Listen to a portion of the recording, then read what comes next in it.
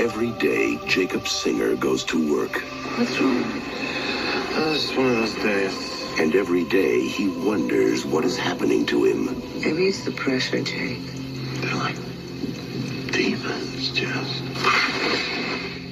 They weren't human. What were they, Jake? Let me look at your hand. You have a very strange line. See, according to this, you're already dead.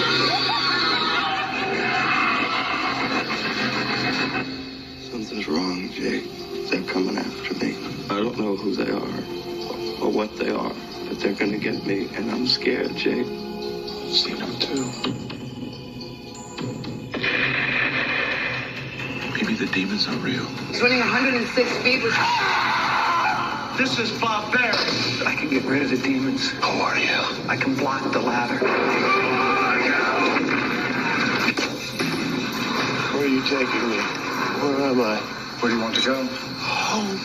This is your home. You're dead. I'm not dead. What are you then? I'm alive.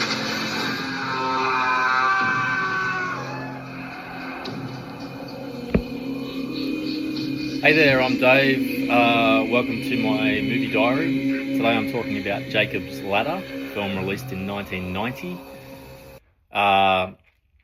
One of the reasons I think I keep coming back to older films is that a lot of them don't behave like modern cinema does. And they don't always give you the answers at the end wrapped up nice and neat. They aren't streamlined. The older films, I think, asked you to sit inside an idea a bit more and to feel some uncertainty and try and work things out for yourself. And that's what Jacob's Ladder's like. When it came out in 1990, directed by Adrian Lyne, who interestingly made Fatal Attraction and other similar films like that. This is quite a different film for him, often described as a psychological horror film, but that doesn't work either. It's not a horror film. It's really a film about, it's definitely a film about perception, altered states of reality, grief, trauma. A film where I think reality itself is hard to pin down. And every time I revisit it, which hasn't been much, I find something different inside it. Quickly about the plot, it opens during the Vietnam War. Jacob Singer, played by Tim Robbins, is serving as part of an infantry unit, and initially it just seems like a war film. There's soldiers sitting around talking, waiting, passing the time. Suddenly something strange happens. There's a lot of confusion, a lot of violence. They're being attacked, but by what and how, and their reactions aren't normal. Nothing's clear, nothing's stable. Before we really try and get a handle on that, we're into New York City, present day, 1990 anyway. Jacob's now working as a postal worker, trying to navigate civilian life. He's lost his wife. He's living with his girlfriend, Jessie. They work together. He's also carrying the grief of losing his young son, tragically. So as we go along, more and more strange events begin to happen. Things don't seem to be happening normally, though. Faces on the trains, on the subway, and in the alleyways appear distorted. People, the conversations Jacob's having aren't quite connecting with him. People are looking through him or thinking something's wrong with him, and he feels watched, like he's under surveillance, hunted.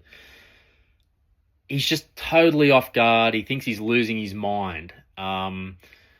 Then he reconnects with some of the members of his former platoon, and he discovers that he mightn't be the only one going through this. And from there on, the film really abandons conventional narrative and moves into something far stranger and far more unsettling, really. And I'll let you discover how that finishes up. My relationship with the film, I first saw it not long after it came out, so doing the maths, I think it would have been about 91 when I was about 18, and I remember being excited. My friends and I were keen to see this. The trailer was really interesting and right in our wheelhouse at the time, and I've got fond memories of watching it and afterwards. I love the atmosphere and the weirdness of it and the the imagery and the uncertainty, and I don't think I fully understand or understood at the time what the film was trying to do. It probably did register with me a bit like a weird kind of sci-fi horror film, but well done and kind of cool, disturbing. Now when I watch it, and this is only the second time I've seen it, I realised. I never got around to rewatching it until now, so there is a gap of about 35 years. What stands out now for me is the sadness and the grief, and what can happen when people are placed under extraordinary stress.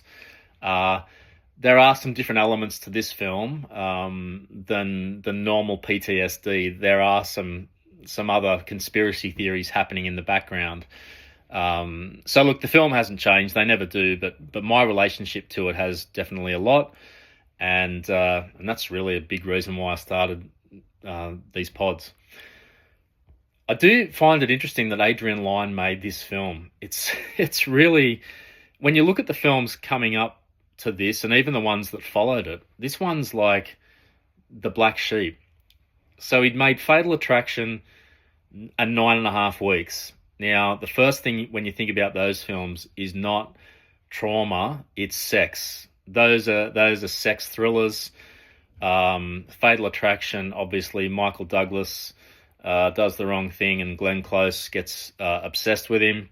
9.5 weeks is just Mickey Rourke and Kim Basinger sizzling with each other. After this, he does Indecent Proposal, which is the one where Redford is a millionaire and offers Woody Harrelson and Demi Moore like $1 million for one night with Demi Moore. Into the 2000s, he makes Unfaithful with Richard Gere and Diane Lane. That's all about people cheating as well. So this is a really odd choice for him. Completely different. I'm glad he made it, because I think he brings that 80s style to it, and it is a really stylish watch. It's entertaining. It's less interested in the relationships in this film, to be honest, and more interested in consciousness itself. But what I think is impressive is Lynn's confidence. He doesn't bother to explain to you what's happening. He just sets it out for you in a really stylish way, and he lets uncertainty become your experience, and it feels really dreamlike, which I think suits the material. Tim Robbins, as I said, is Jacob of Jacob's Ladder. I actually think it's one of the better performances of his career. He's quite restrained in it. He doesn't play insanity or doesn't play crazy. I don't think he really ever overreacts. He doesn't signal to the audience how disturbed he is. He's just reacting to the situations that he's perceiving. Whether they're grounded in reality or not is another question. But he really conveys exhaustion and confusion, fear, disorientation, but it's a grounded performance. It's to be expected. If he's seeing what he's seeing and what we see, it's understandable the way he reacts. So I think this film really set him up for his early to mid-90s championship run, where he was in The Player. He made Bob Roberts, which is a very interesting film and hasn't been seen a whole lot, about a politician on the campaign trail. He was in Shortcuts, another teaming up with Robert Altman. He was in another film you might have heard of called The Shawshank Redemption, which is just a classic. It had the misfortune of coming out in the same year as Forrest Gump and Pulp Fiction. And from after that, I feel like maybe the fame got to him. He stopped wanting to play the game so much. He was married to Susan Sarandon at the time, and both of them had a really anti-establishment view of Hollywood and the industry. So I feel like he might have pulled back a bit and then decided to pick his projects in a different way. He did make some interesting films, though. Arlington Road in 98, where he's the deranged guy. And he does deranged really good, like disturbing deranged guy. He does that well. Mystic River in 2003 is another one that I always remember him for, in a tragic role alongside Sean Penn and Kevin Bacon. in that Clint Eastwood movie. It's a banger. So he's really good in here. This is one of his best films, performance-wise. Elizabeth Pena as Jessie, his partner, brings a lot of earthiness, a lot of warmth, energy. She's really sexy in this film. She's a bit unpredictable emotionally. She's really supportive of him, though. And I feel like her performance constantly walks the line between comfort and uncertainty. She doesn't know what's wrong with him either. And she kind of brings a streetwise element to the film. Like, you got to do something about it. You know, don't just wallow. You got to take this head on. Really practical role. She feels really alive, and really very real. Anyway, great performance by her. Tragically, she passed away quite young, due to alcoholism, sadly. I do want to highlight one or two others. Danny Aiello, he plays a chiropractor in this. I was trying to think back to the last time I saw a chiropractor portrayed in a film, and I couldn't come up with any. Anyway, especially Danny Aiello, I chiefly knew him from Do the Right Thing. He popped up in Godfather 2 as well. But since then, I've seen him in quite a few films, and he's always great. Fort Apache, The Bronx, with Paul Newman. He's the rogue cop that shoots an innocent guy on a rooftop and then tries to cover it up. He's a big bear of a man. He's got that Italian-American background. I love him. He's a big presence, kind of like Joe Don Baker, but in a New York Italian way instead of that Southern mentality that Joe Don Baker brings. But similar presence, and can be intimidating at times. But in this one, he plays a really interesting role. You're never quite sure which side he's on. Is he there to help?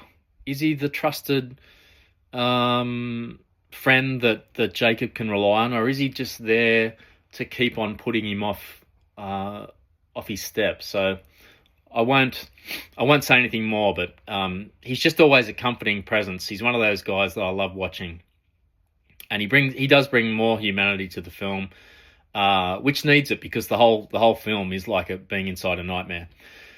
I gotta mention Jason Alexander, of course, famous from Seinfeld, and I've seen him in a couple of roles pre-Seinfeld, and it's always similar. He plays this really annoying,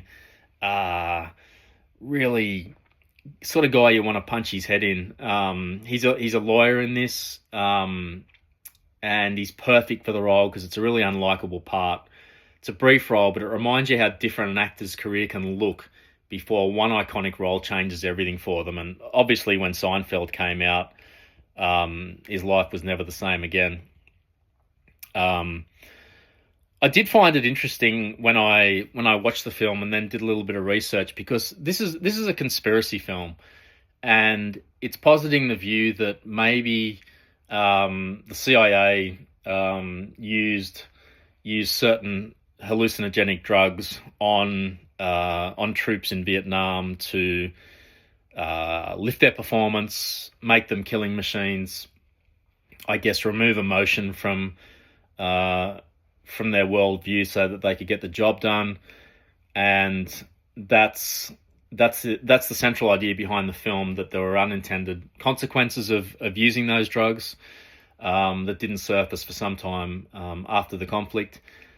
Apparently there were some initial testing done with drugs of that ilk, but in very controlled circumstances, apparently, in labs or in settings where they could be monitored and studied. It didn't seem to be occurring out in the field willy-nilly like this film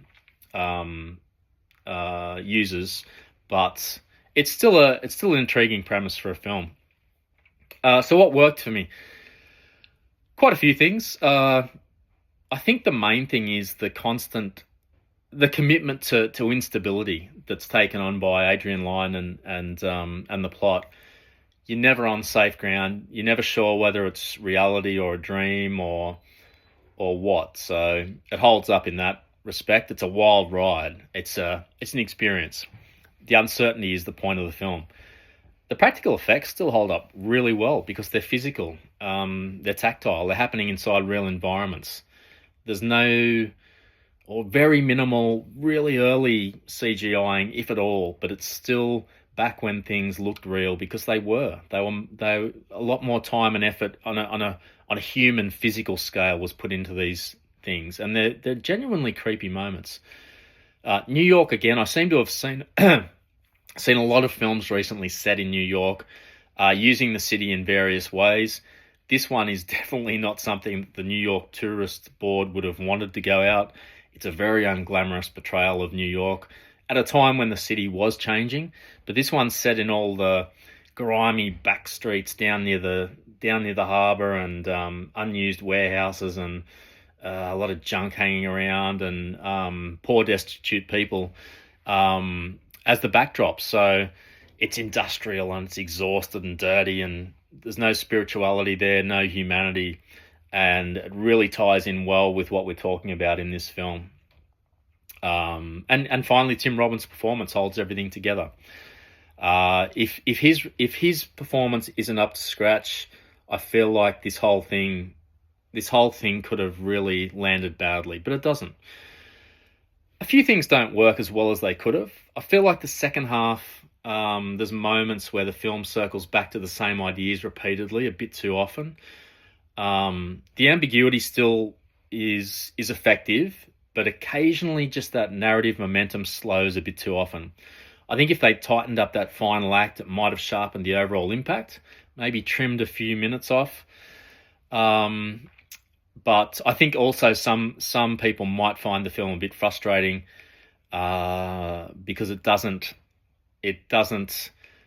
refuses to give you traditional explanations for outcomes. It makes you do a lot of the work and join the dots and come up with your own explanations at times. So if you're someone that likes a linear film, plot driving things and a clean conclusion, then you're probably not going to relate to this film very well. So I've already talked about how I've changed in the 35 years. I don't see this now as a sci-fi horror film. I see it as a psychological film for sure, about perception, which is something I've always been interested in. And I think it's a good example of that time when filmmakers were a bit more daring. So look, Jacob's Ladder isn't a film that wants to be decoded. It needs to be experienced. It's unsettling, exhausting, emotionally at times. Very ambitious, but look, I still think it feels like a unique film, and it trusts the audience a lot to sit inside the discomfort and find their own meaning. And that's a great thing about cinema, that it can do that. So that's it. That's where I'm at with it today. Thanks again for tuning in, and keep watching movies, keep talking about them like I do, and I'll see you next time.